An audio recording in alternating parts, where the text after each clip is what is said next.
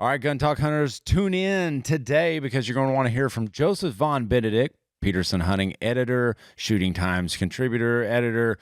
The dude does it all. Also from the Backcountry Hunting Podcast. You're going to want to listen to that and what he has to say about the new wave of hunting rifles right here. Hey, I'm KJ, dedicated lifelong hunter here. If you got an interest in all things hunting, you're in the right spot. Whether chasing quail across the plains of Oklahoma or in pursuit of elk in the backcountry of British Columbia, you'll always find me on the hunt. All right, welcome in all you Gun Talk hunters. I hope you're headed to the fields or at least plowing them up and planting seed in the ground. We got an exciting show for you today. Today's episode is brought to you by Vortex. Find all your optical needs at vortex.com. And they got some new tripods out, so you're going to want to check those out. And Range Ready Studios, rangereadystudios.com to get you all trained up to make this fall a little bit easier. Anyway, hey, today we got an exciting one for you. We've got Backcountry Hunting Podcast host Joseph von Benedikt in. How you doing, man? Real good. Better now. Okay. I see your beautiful face across the interwebs here. I don't know about that, but I appreciate it. By the way, right now, I mean, I know it has surpassed it, but over 2 million unique downloads on the Backcountry Hunting Podcast. So congratulations, man. Yeah, thank you. I appreciate that. Dude, that is something else. That is a feat that you should be proud of. I keep up with it. That's on my daily walks with my dog. There's a couple of podcasts I listen to. Our good buddy Tyler Friel is one of them, and you are the other. So you get me through long hikes. Well, somebody's going to do it. I know. Well, the most recent one I found just absolutely fascinating. You were sitting there talking to another good buddy of ours, Ron Spomer, about big game cartridges, and my gosh, it's a 2-part series. And seriously, anything you've got to know about shooting big game at big game, Dangerous you need to game. Go listen to it. Thank you. Man, I was surprised to see that number. You know, Monday morning, check the stats, and I was like, "Wow, all right, that's cool." That's a big milestone that not many people will reach. But I'm telling you, the back-to-back episodes with Ron Spomer recently are two of the, I would say, is a quintessential piece of content for if you're looking to go to Africa, if you're looking to go hunt, you know, big bears in Alaska. But Tyler Friel, he puts the kibosh on all of your dangerous game because he shoots them with 6.5 Creedmoor. And stone arrowheads, you know. Yes, exactly. Grizzlies, as any real man would. Yeah, I don't even know how he gets on. How he gets onto these things is beyond me. Like, I mean, he just goes, you know what might make a lot of people mad? Let's do that. Oh, Tyler is good at controversy, and he's actually really good at politely wrangling internet trolls. I've seen him respond to comments with an answer that is at the same time biting and condescending and a perfect answer without that person even realizing it, you know? Yeah, like they just got and they don't even realize it. Yeah, that's right. It's too good. Well, today's episode is brought to you by Vortex. Vortex.com gets you anything you need to know, and their lifetime warranty is out of this world. And Range Ready Studios. You need training? Come on down, rangereadystudios.com. All right, Joseph von Benedikt, tell the folks what you're up to now, because you do a little bit of everything. Backcountry Hunting Podcast host is not the only thing you do. No, in fact, until the last couple of years when that show started monetizing a little bit, that was pure hobby. Now it's become important enough that it's just another nearly full-time job, right? You know what it's like. I know exactly what that's like. My real gig, the way I make my living, is as an outdoor writer. I write full-time for Peterson's Hunting, Shooting Times magazine, Rifle Shooter magazine, and the Guns and Ammo special interest publications, and various I wear a lot of different hats for them. I'm the reloading editor for Rifle Shooter. I'm the Western editor for Peterson's Hunting. I do the vintage firearms column for Shooting Times. I love old firearms, so that's one of my favorite assignments every month. And then, of course, I got 4 kids. All of them are hunting now. All of them are between 9 and 15, and my official title around home is father guide. I don't get to hunt home locally anymore. Well, so that is, man, you and I we're exactly the same. Like, granted, you have 2 more kids than me, but mine are in between the ages of 9 and 15. Dude, you and I absolutely love the hunt, love the chase. And when they hit hunting age, there is no time, 0 time for you to hunt. Right. Which is actually kind of a beautiful thing. I mean, there was a time I was wondering, did I just like shoot myself in the foot by creating a passion to hunt in all of these youngsters? But, there's nothing like it, and it's kind of cool to go out hunting on a deer hunt for mule deer or whatever and have a 3-point buck be the biggest buck they've ever put. Crosshairs, 3x3, Western count. And feel that excitement you felt when you're a kid too, You hunt as long as you and I have. You start getting selective and you want to shoot old, mature deer.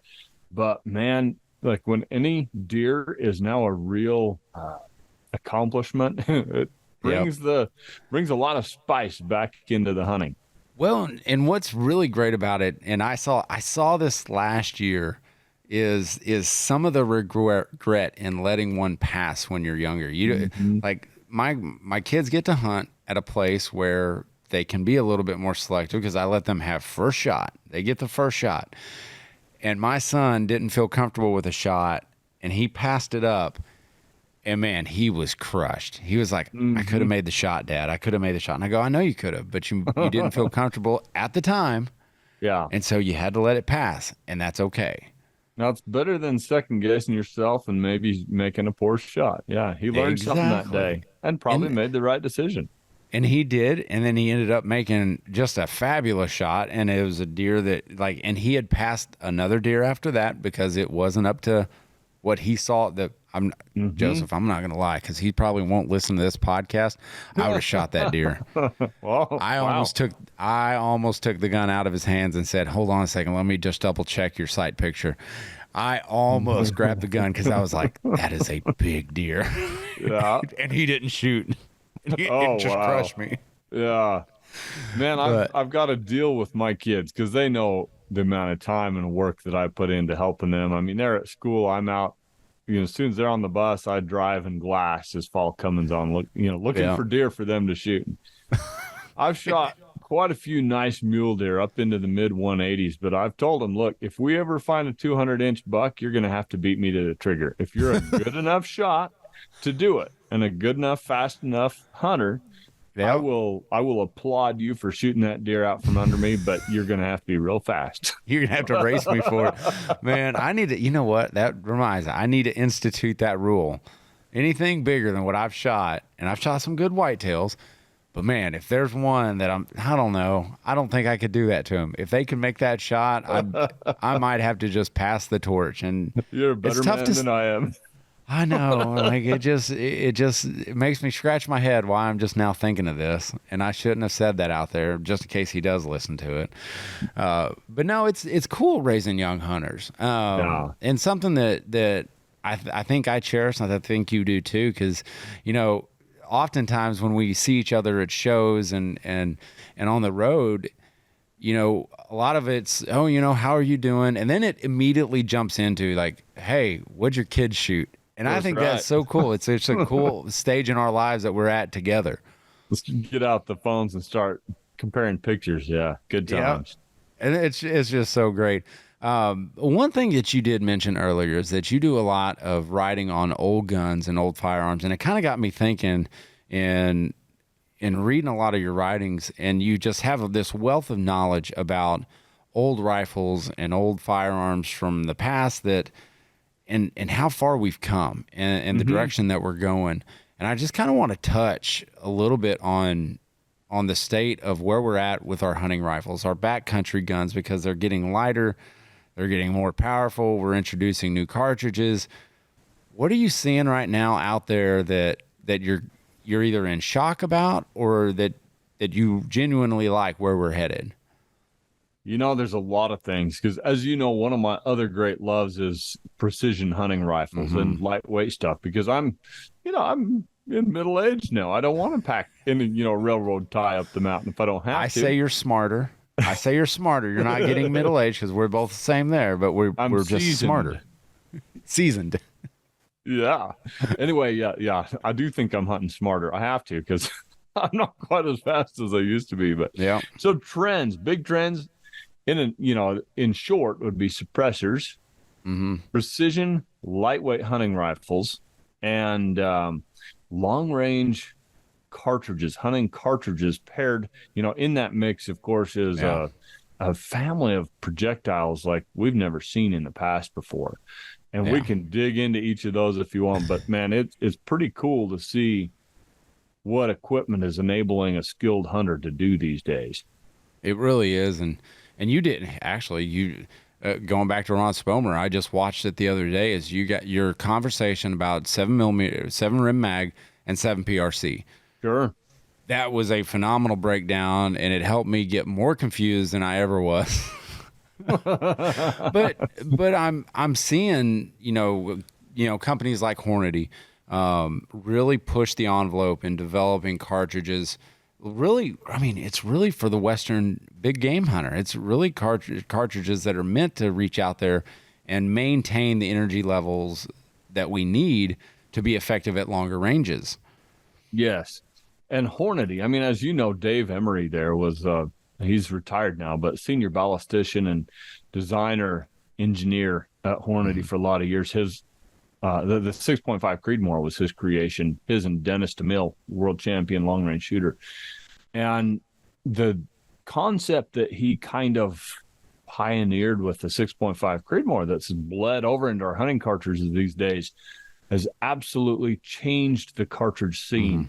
You can no longer say, you know what, my 30-06, my 7 Rem Mag, whatever your favorite flavor is, my 270 Winchester. You can't say it'll do anything these new cartridges will do. They're just, generated to or designed to generate new sales. It's not so. These cartridges actually have a legitimate edge. They're better aerodynamically, the projectiles are. They're more efficient internally, so they get more velocity and more consistency, which is important for extended range shooting out of the internal combustion chamber, And then, of course, they have tighter tolerances in the cartridge design and the chamber specs. And so you're just getting more accuracy out the gate with factory ammo and factory production grade rifles. It is a significant step forward in the rifle shooting world. So what you're telling me is I shouldn't waste my time developing a load for a gun that manufactured ammo is just as good as hand reloads? And no, I'm not saying that. I know I wouldn't back you in a corner. I tried. No, but what I will say is the factory ammo these days is really, really good. Never have we had options like this. That doesn't mean you can't still fine-tune a hand load to perform better than anything else in a specific rifle. And that's what's shocking me more and more, because I was fortunate enough I have Grits Gresham's old ammo lying about around the office, and then Tom Gresham's ammo lying about the office. So we get to shoot stuff decades old against some of the newer stuff. It is unbelievable how far you would be a kid in a candy store in this in these offices. I mean, I need to send you some pictures and send you some stuff, because it is fascinating to see how far we've come in cartridge development. For sure. And yes, I'd love to see those pictures. It's just a step back in time. It is all it is, and we've come so far in just rifle development. It used to be the high grade wood, the AAA walnut stocks. That's what those were the coveted pieces, and now it seems like we're light years ahead in stock development and barrel construction. It just seems like we've left those times in the past, and they weren't that long ago. No, I remember when it was pretty uncommon to see a composite stock of any kind in the hunting field. And now it's pretty well switched. Somebody shows up with a wood stocked rifle. They're either foolish in the eyes of many, or they're kind of, the cognoscenti, and that's a $3,000 piece of wood, and they're showing everybody out. Yep, that's right. Well, and then you got like companies like Wooks coming along, and they're like, all right, we're going to blend the old with the new and create a chassis rifle, stock with, or a chassis system with wood and metal. And Yeah. I don't know how far we can go. I mean, and then Springfield Armory came out with their Redline series, and then, Sig Cross with their gun, and then Q, the Fix. I mean, dude, Lots of innovation these days. Yeah. And something that's going along with that I've seen, you talk about trends, is the willingness in the modern hunter / shooter to spend a lot of money on a rifle. And back in the day, if you spent more than $1,000 on a new hunting rifle and scope, you were just you were big. You were showing off at that point. That's right. Yeah. Now, even inflation counted in, you'll see guys drop $3,000 on one of the nicer. I mean, they're still even production grade rifles, but they're they have a lot of custom type features. $1,500 to $2,000 on a scope. It's not unusual to see a guy spend $5,000. Yeah. But here, see, Joseph, this is the problem that I have with it. That you can sit there and you can spend that $3,000 or $2,500 or $2,000 like a Seekins, element rifle, but then you can go and you can get a Ruger American and it'll shoot just as good. It's going to be heavier. Argue with you there a little bit. The Ruger American will shoot just as good in the hands of most hunters and at traditional hunting ranges. But when you put him in the hand of a really passionate rifleman and he starts working that thing out to try and, validate trajectories to 1,200 yards and whatever he considers long range hunting to be, whether that's 600 yards or 1,000 yards or whatever, work on perfecting that rifle's capability out to that distance. There's all the how shall I put it? The differences begin to emerge pretty quickly past 400 yards. I would agree with that statement. I'm thinking inside of normal people hunting distance, not the Western guys, because the Western guys are a different breed. Yes. Those guys are riflemen and they are precision shooters. I would say almost first, because they're working on their craft almost year round. and we're the guys.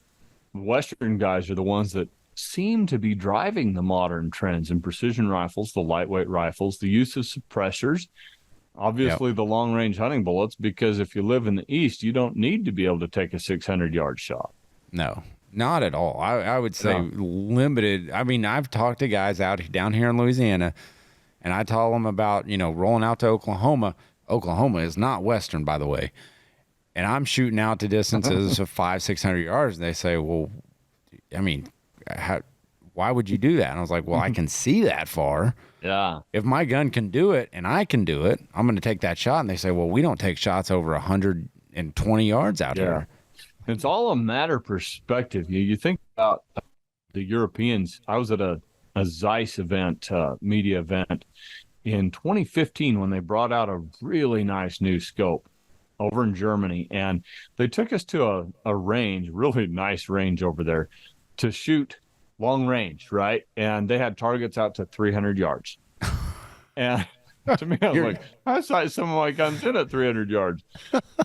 And they said, well, shooting anything further than that is simply unethical. You don't have the accuracy. You don't have the bullet terminal performance. You don't have the retained velocity anymore.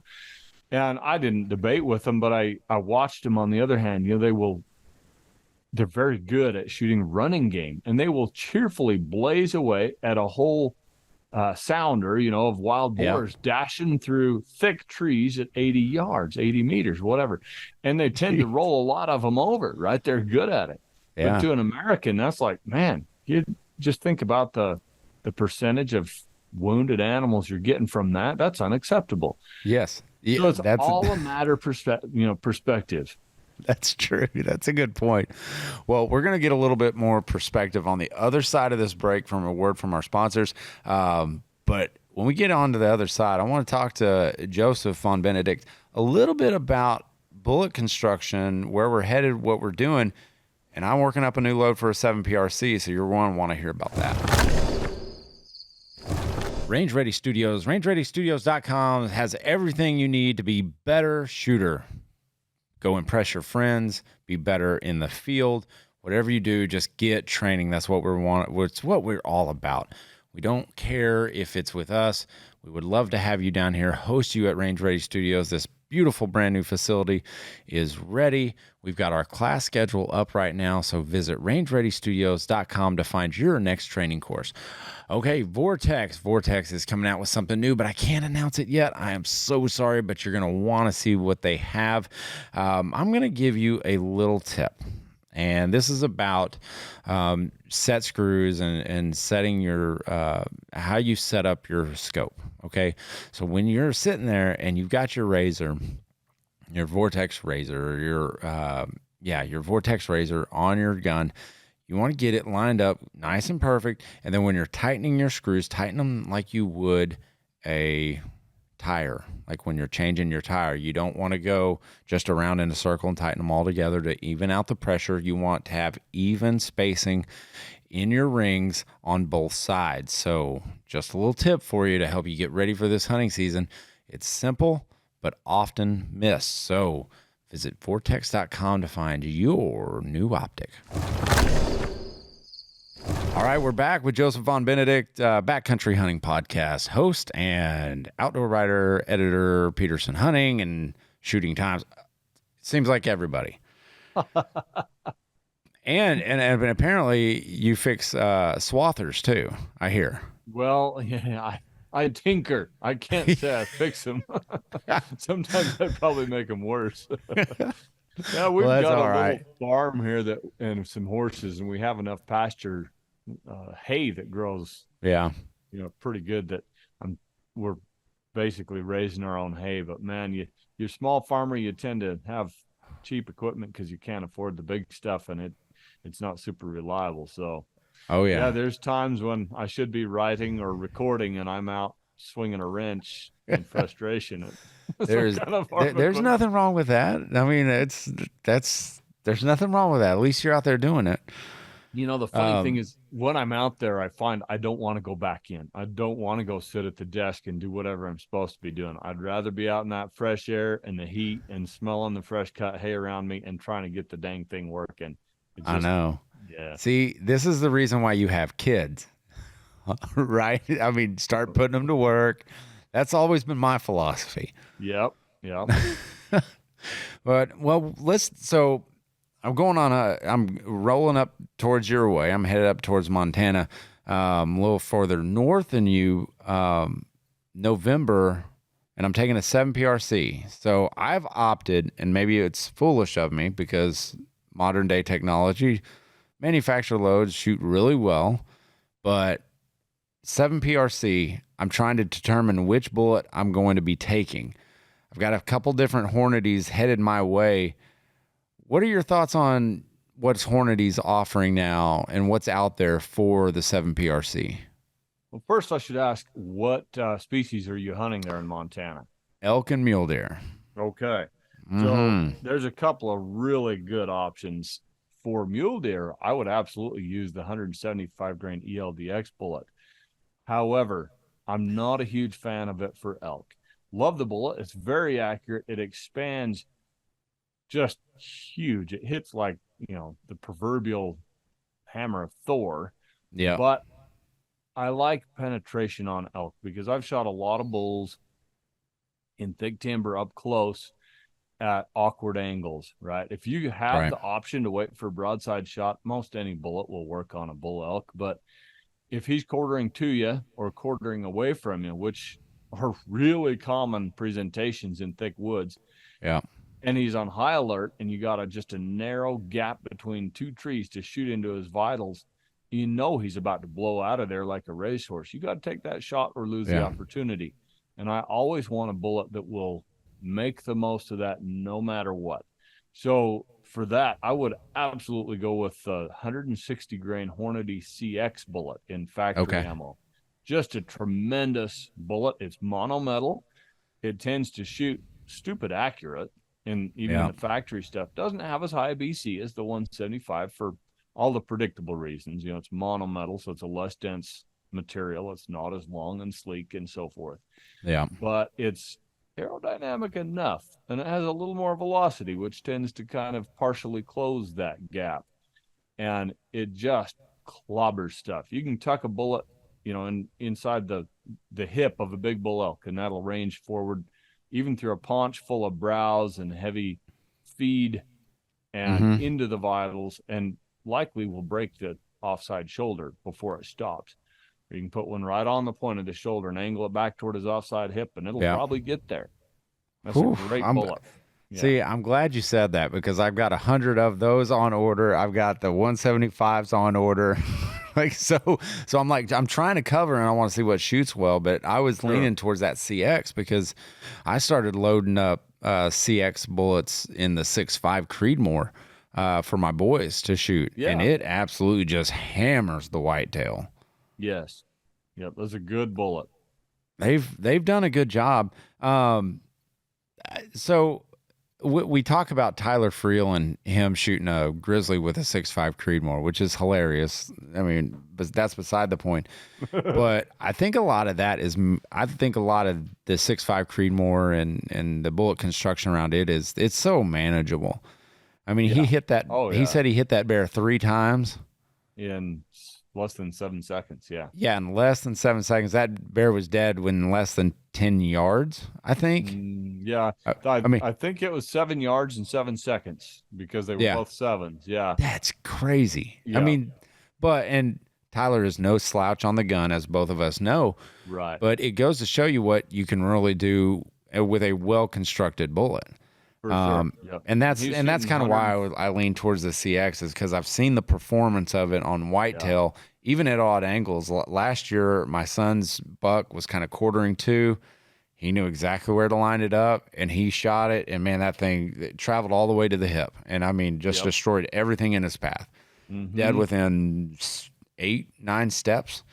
Yeah. So I've seen the same thing. I shot long time ago, but I shot a huge warthog in Africa at 349 yards, right up the tailpipe. It was the only shot I had. I could see it. He was sitting behind a bush when we spotted him, and there's just a wall of thorn brush behind him. And he'd swing his head one way, and I'd see the tusk on that side glint in the sun. Then he'd swing it the other way, and he was spooked. He knew we were there. And I was prone with a bipod, and I hoped he'd turn and pause broadside, but he didn't. He whipped around and just walked into a little tunnel in the thorn brush. And it was now or never, shooting an accurate rifle. And it was the predecessor of the Hornady CX bullet. It was the GMX. Great bullet, the 139 grain version and a 7 rem mag, and just put it right beside the spout, And we literally... You sent it right through the tunnel. Just about. You literally sent him through the tunnel. Huh? We found that bullet in the hog's throat. And that was a big warthog. He was at least 200 pounds body weight. Really? Yeah. Jeez, that's massive. I didn't know they got that big. The big old ones do. He went 106th in the world when I had him measured, which is way up there, but it's pretty big. I think out of the ones that were measured, I think 106 is not a bad place to be, because I imagine there's a lot measured. That's nuts. So is that the first? Well, I mean, it sounds like odd angle shots are kind of your specialty. What are some thoughts? I know. What are a couple of thoughts on that, as far as like our listeners and our viewers on taking those odd angle shots? What advice would you have for them? Okay, so if you have the luxury to wait for a broadside shot, do it. And a lot of times guys shooting whitetails in a field, a bean field or something, will have that luxury. But when you go to hunt the West or internationally, if you're out in Africa or even Europe, let's include Alaska, some of that gnarly rough country up there, you may hunt 10 days just as hard as you possibly can for one brief, challenging shot opportunity. And take it from me, you better be prepared to take that shot opportunity, because if you're not, there's a good chance you'll go home empty-handed. Yeah. Opportunities in the West, and especially on public land, are often very hard earned. And it behooves you to know animals' anatomy and to have a projectile that's suitable for shooting through that anatomy at any reasonable angle. I don't take a Texas heart shot, like up to the back spout on anything if I can help it. Now, if I'm shooting a good monometal bullet and it's an animal that's no bigger than a deer or a hog, yeah, I might do that. But, anything from caribou up to moose size, I wouldn't do that unless the game animal's already wounded. However, I'll take a fairly steep angled shot, whether it's to tuck it through the shoulder bone and back through the vitals. I love that shot presentation. It kills stuff fast. Or up from the hip going forward. Those are both great presentations as long as you understand anatomy and have the right bullet. Well, I think understanding your bullet construction too is, gone are the days when we don't have a lot of information on bullet construction, because you can look on any site, you can look on YouTube on how bullets perform. We have so much information at our disposal that we can utilize to be better informed. And I think that's one of the things that most people go into, they go into a Walmart and just grab a box and, oh, well, these have a deer on them, so they must be exactly what I need. It's not always the case. And just understanding bullet construction, what your bullets are meant to do, is a huge step in the right direction for folks. Yeah, absolutely. You can kind of lump them really for use on non-dangerous game into two categories. You got your soft, rapid expanding bullets that are, they slap game real hard, but they're not designed to penetrate. Then you got your tough, controlled expansion bullets that are designed to expand still, but to hold together, maintain most of their weight and drive pretty deep. And just because, like most Westerners, I tend to hunt a broad spectrum of game with the same rifle, running from little coos deer and pronghorn antelope right up through bull elk and when I'm lucky, a moose. And if you're using one cartridge, one bullet for all of that, you want something that's really capable of the biggest thing you're going to hunt and the most challenging shot angle you're likely to take. Right. Yeah, that's a good way to put it. Man, that's a good way to put it. Well, what do you got coming up, man? What do you got on the horizon this fall? Because it does have to be stated on here that this man drew out one of the most coveted tags on an elk and shot. Was it a 402? Yeah. Right? Yep. It was 402 inches of elk. That's unbelievable. Cool. Public land DIY too. That's incredible. And he shot him with flintlock too, right? No, that was your brother. Shot his, yeah. I used a pretty special rifle, but it's a center fire rifle. It was a Kimber I'd had color case hardened and refinished by Doug Turnbull. Oh. And I'd had a Bartline I bet that's barrel hideous. Put on it. No, I carry it because I must. No. Yeah. It's gorgeous. I mean, it's one of the rifles. If I was sadistic enough to want to be buried with the rifle, it'd probably be that one. 300 Win Mag. Yep. Oh, God. That was one of those beautiful shots where I was glad I had enough cartridge. That bull flushed like a quail, and I shot him running full bore sideways at 80 yards. He fish hooked. He went away from me and then curved and flickering through Quakies. And I was thankful I had a lot of time behind that rifle. Oh, yeah. No kidding. So where did you know he was in the area, or what happened? Well, yes and no. That bull was a nomad. I've got a good friend that's real skillful with trail cameras, and of course they're controversial, but at the time fully legal to use them through the hunt and so forth there in southern Utah. I drew that tag. It's the only good tag I've drawn all my life. I drew it after applying a long time. Yeah.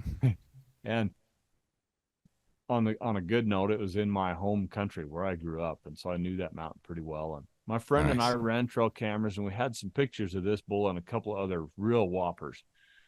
But he traveled back and forth across the south face of that mountain 15 miles as the crow flies twice through the summer, which is really unique. Old bulls typically are believed to just hole up where there's good feed, good water, good cover, and spend their summer being lazy and growing antlers. Yeah. This guy was a wanderer, and so I did not expect to find him, but I did. I found him 2 days before the opener and bumped him a little bit. And then I found the other bull I was interested in, which other hunters shot him later. He ended up being a 391, so he was another great bull. Oh, geez. And they were a quarter mile apart. I was like, well, I think No I'll hunt kidding. here. I marked that spot. Yeah. Crazy thing is, another guy I know filmed that big bull, the one I ended up shooting, 2.5 miles away from where I bumped him 15 minutes later, because I knew what time it was, and his video had timestamp. The bull's tongue was hanging out, and he was walking at a brisk walk, just leaving the country. Thankfully, it was the rut, and he came back, and I like to tell people I shot the first bull I saw on opening day. That is amazing. That's incredible. All right. So what hunts you got coming up this fall? Oh, I've got antelope in New Mexico in late August. And then I've got my daughter, Audrey, drew a nice, it's not as good as that tag was, but it's a pretty good elk tag for Idaho, here in southeastern Idaho where we live. My wife drew what would usually be a pretty good mule deer tag, except our winter kill. We don't know what we're going to find here. We had just catastrophic winter. Really? Yeah, we had the deepest snowpack for the longest in recorded history since the pioneers arrived. Ooh. Deer died by the thousands. Did the Department of Wildlife, did they shut down any tags, or did they restrict or limit quotas or anything like that? Yeah. So parts of western Wyoming, they have reduced the number of buck tags. Yeah. Here in Idaho, they just eliminated all the doe tags and so forth. I think they're just expecting a much lower harvest number. Yeah. But most of the tags had been sold, especially to non-residents, before we knew how bad the winter How bad it was. Just delay. I know it's anyone out there listening, do them a favor. Don't show up. Yeah. No, we really don't. We'll see 60 deer between my place and town and running my boy into football practice or something. Yeah. We might see one now. Really? I mean, legitimately catastrophic. Yeah. That's there were bad. areas that lost 100% of their deer. Oh my gosh. That's awful. Yeah. Jeez. Well, anyway, then later, I may have a odd ad hunt. There's a new product being developed by a company that really wants to go hunt odd ad with me, but we're not sure it's going to get done in time for this winter. Someone's got to do it. I'm really crossing my fingers for is I have a potential opportunity to hunt leopard in Namibia in November. Ooh. That'll be pretty cool as long as it shakes out. Ooh, I hope it does for you, man. You have good PHs. That's all I'm gonna say. And I know you're a great shot. Just don't wound it. Dead on sight. Right. That's the hope. Well, definitely. I'd love to chat with you if that shakes out. Just hear how you. I don't want to see any scratches. I don't want to see you all bandaged up. But if I am, we're for sure doing it. Yeah. Well, man, tell everybody where they can go find out more about the man, the myth, and legend, Joseph von Benedikt. Sure. Well, the best way is the podcast, the Backcountry Hunting Podcast, available wherever you listen to podcasts. We're not on YouTube yet. We're working on that. You can also find my writing in quite a few different magazines: Shooting Times, Peterson's Hunting, Rifle Shooter Magazine, and then most of the Guns and Ammo special interest publications. Those are the big glossy perfect bound magazines you find on the newsstand at grocery stores, bookstores, and whatnot. As far as personal stuff, Instagram, Joseph von Benedikt, or the Backcountry Hunting Podcast page. I kind of manage them concurrently, and I'm not a social media guru. I just do it because I kind of feel obligated to, like I should. I know I hate doing it, but sometimes we got to do that type of stuff. Yep. And then if you have questions for me personally, about ballistics or anything, I love to answer questions, interact with folks. And some of those questions we read and answer on the podcast, but you can just hit me at joseph@backcountrypodcast.com. Give him a shout, give him a listen. I promise you, you will be educated. And the guests that he's got on there always have great stories. It is absolutely 100% one of my favorite podcasts to listen to. I do listen to, I listen to it, and hey, he's got merchandise on there, and he's got one of the best logos for the Backcountry Hunting Podcast. It's a grizzly bear screaming into a microphone, so I love it. Hey, thanks, man. All right, Joseph, man, thank you so much for being in with us today. And man, a lot of information there to unpack and for guys to think about. Man, I'm telling you, you're just a wealth of knowledge, a shining light in our industry. Can't thank you enough. But anyway, Gun Talk Hunters, you know the drill. Keep those muzzles pointed in a safe direction and always be on the hunt.